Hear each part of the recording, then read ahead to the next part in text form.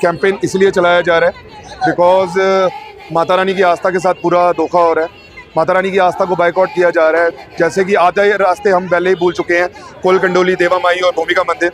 वैसे ही जो लोग आज ब्लिंकिट और इंस्टामार्ट पे पहले ऑर्डर करते हैं, फिर नहाने जाते हैं और वापस आते हैं, खाते हैं, निकल जाते हैं, वो लोग आपको लगता है कि आने वाले टाइम पे यहाँ से ऊपर जाएंगे और पैदल जाएंगे, बिना रोपवे के जाएंगे।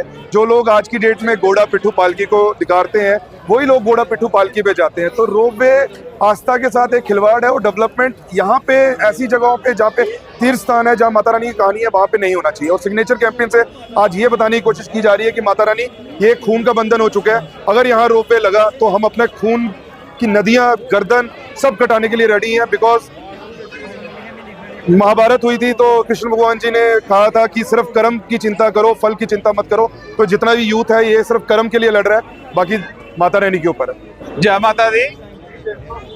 ये जो कह रहे लोग कह रहे हैं रोपवे लगना चाहिए, मैं उनको ये कहना चाहता हूँ कि माता रानी की आस्था के साथ खिलवाड़ है।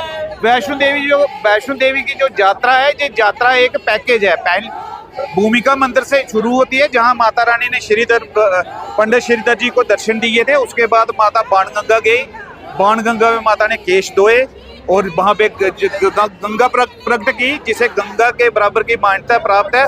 उसके बाद माता रानी चरणपादुका गई। चरणपादुका जहां माता शिला पे माता के चरण चिन्ह हैं, वो आज भी मौजूद हैं, जिसे चरणपादुका मंदिर के नाम से जाना जाता है।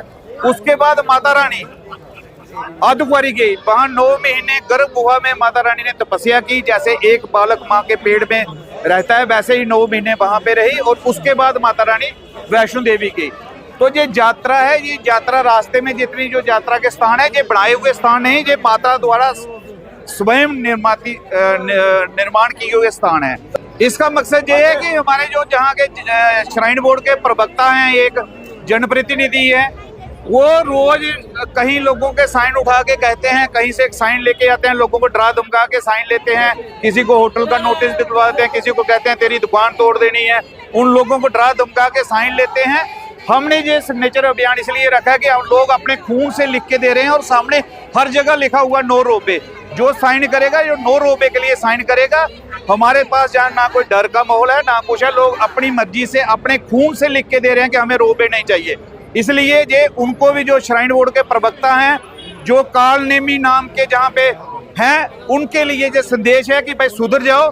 माता रानी की आस्था के साथ जो खिलवाड़ करेगा उसका अंत बुरा होगा। भैरव बाबा ने भी किया था, तो भैरव बाबा का भी अंत बुरा हुआ था। इसलिए आप भी अगर माता की यात्रा के साथ खिलवाड़ करोगे, आपका अंत भैरव से भी बुरा होगा। जय माता दी। माता की पहले तो मैं ये क्लियर करना चाहूँगा कि रोपवे जो है वो एक हमारी आस्था के साथ खिलवाड़ किया जा रहा है, हमारे हिंदू आस्था के साथ खिलवाड़ किया जा रहा है। जैसा कि आपने पहले भी देखा होगा कि जो राम सेतु बना था, अटल बिहारी वाजपेयी जी की एक प्रपोजल बना था कि उसको तोड़ के, क्योंकि उसके जहाज का जो जाना होता था वो बड़ा लंबा पड़ता था, और उन्होंने ये किया था कि उसको तोड़ के उसका, लेकिन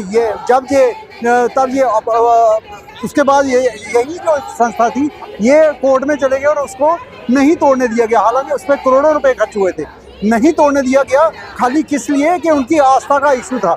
जैसा कि राम मंदिर बना, 500 कुछ साल इसका केस चला और आस्था का इशू था, तो तभी ये राम मंदिर बना। और ऐसा ही यहाँ पे हमारे जो हिंदू मंदिर हैं, जैसे बाणगंगा, चरणपादुका, अर्धकुंवारी, उसको बाईपास करके एक नया रोड बनाया, नई एक टाउनशिप बनाई जा रही है। उसके अगेंस्ट में जो है हिंदू आस्था के साथ खिलवाड़ किया जा रहा है। इसके अगेंस्ट में इसीलिए हम नहीं चाहते ये रोपवे लगे। और दूसरी बात, जो आपने पीछे के जो हस्ताक्षर अभियान चलाया जा रहा है, जैसा कि आप जानते हैं कि सुभाष चंद्र बोस जी ने एक नारा दिया था कि आप मुझे खून दो, मैं आपको आज़ादी दूंगा। इसी के तरह से हमारा जो एक कटरागढ़ में एक अभियान चला है कि आप यहाँ पे रक्त से संग्रेचर करके, हम ये जो सोए हुई सरकार है, जो हमारे हिंदू संगठन है, जो हमारे हिंदू जो ऑर्गेनाइजेशन है, वह हम उनको इसके माध्यम से हम जगाना चाहते हैं कि आप भी जागें और ये जो रोपवे का इशू है इसको बंद करें और हमारी आस्था के साथ खिलवाड़ ना करें।